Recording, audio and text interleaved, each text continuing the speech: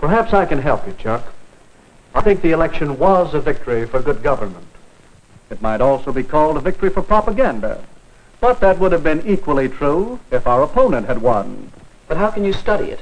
Well, you can begin by investigating the techniques of propaganda.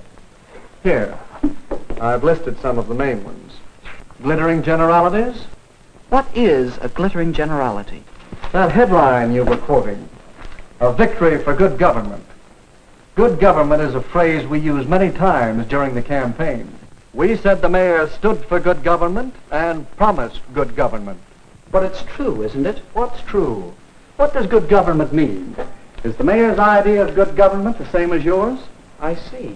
It's a glittering generality. One of the best. There's another. Yes. And why do you suppose our opponents chose that phrase? I guess because everybody likes a real American. Right. And they wanted to transfer that liking for a real American to Mr. Butler. A day or so after that poster came out, I said in one of my campaign speeches, our opponent advertises himself as a real American. I say he is unreal, unrealistic. He is a visionary, a theorist, a dreamer. He is so thirsty for public office that like a weary traveler in the desert, he sees a mirage, and he is trying to sell it to you as real. There. Now what would you call that? That's name-calling, visionary, theorist, dreamer. That's right. And those are very polite names. For my collection of propaganda materials, I've made a special record of part of one of Mr. Butler's radio speeches.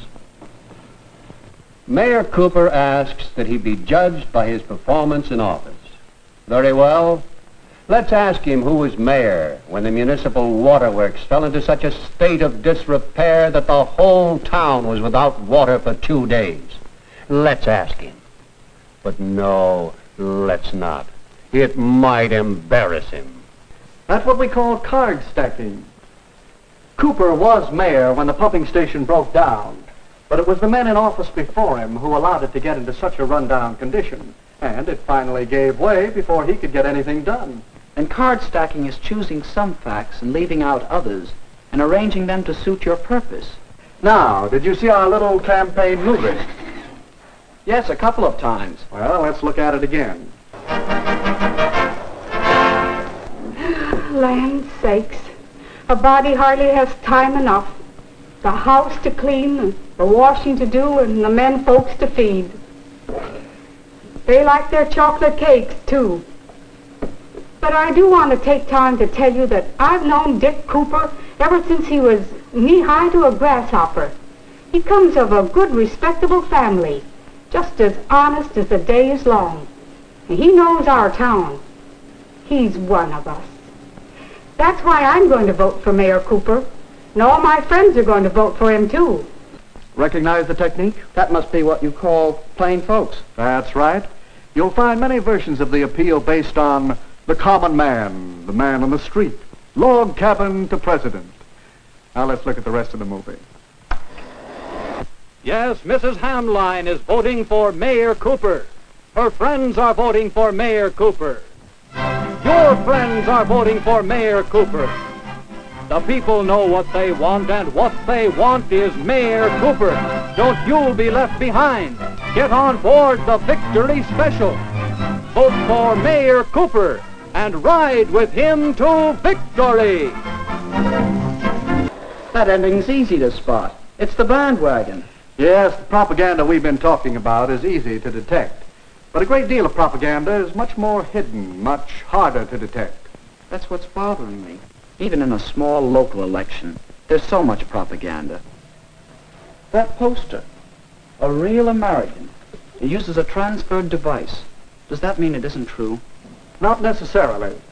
Evaluating propaganda isn't that simple. Recognizing the technique is one step.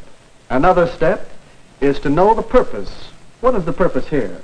That's easy. To get people to vote for Butler. Yes, to persuade people that Butler is the better man, to move them to vote for him.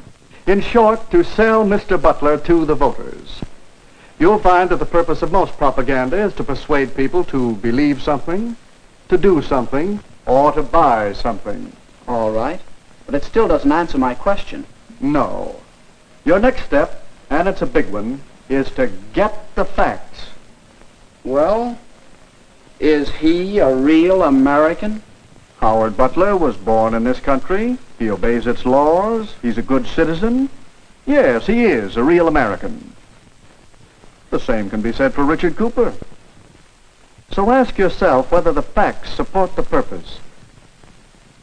Do they support the transfer of feeling from real American to Mr. Butler over Mr. Cooper? No, I guess not. Well, that's your fourth step. Weigh the facts against the purpose and the technique. I think I understand. To know whether propaganda is good or not, whether it's true or not, I should know the purpose, recognize the technique, get the facts, and judge the purpose and technique by the facts. But when you want the facts about live political battle, don't come to a campaign manager. I might do it at that. But I will also go and see your opposition. Well, that's all right. Whenever you're tracking down propaganda, get as many different points of view as you can. Do you know something? What? I think that it might be interesting to make a really serious study of propaganda. I find it interesting, and there's plenty to study. Here I have just a few of the many books on the subject. You can read them. You can keep your eyes and ears open for little bits of propaganda. And, of course, you can study whole propaganda campaigns. Here are a few on which I've been gathering material. Hitler and Nazi Germany had a campaign of propaganda that ran over many years. Then there's a wealth of propaganda to study on the subject of Russia and communism. There's propaganda to study in our own American elections, national as well as local, and in many of the major issues on which elections often hinge. Well, if I don't learn about propaganda, it won't be because there's no way to study it. That's right, Chuck. Remember the techniques of propaganda, and use the procedure we out is a powerful force. So powerful that your study of propaganda is important not only to you, but to me and to the world.